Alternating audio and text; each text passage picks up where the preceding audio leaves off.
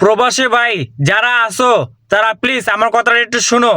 এই যে পরকীয়া করতে যা খাইছো ধরা, তোমরা ভাই এত কষ্ট কইরা এত শ্রম দিয়া তোমাদের ওয়াইফকে টাকা পয়সা পাঠাও, তোমরা ভাই একটু খোঁজখবর রাখো, তোমাদের ওয়াইফের দিকে একটু নজর রাখো, একটু ভালোভাবে খোঁজখবর রাখার চেষ্টা করবা।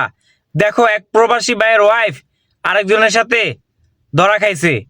ভাই এত পরকীয়া হইতাছে দেশের ভিতরে, এগুলা দেখে মানুষ কেন হুঁশিয়ার হয় না, মানুষ কেন ভয় পায় না, এর মানিক বুঝা পায় না ভাই।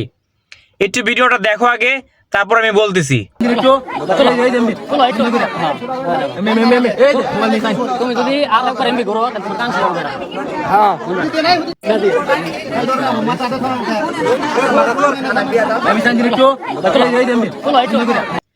চিন্তা করছেন ভাই, আসলে বলার কিছু নাই।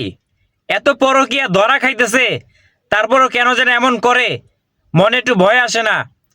ভাই প্রবাসে যারা আছো তোমাদের ওয়াইফের দিকে নজর রাখবা, ভালোভাবে খোঁজখবর রাখবা, ভালো ব্যবহার করবা, এমনকি টাকা পয়সা পাঠানোর সময় অনেক চিন্তা ভাবনা করে পাঠাইবা।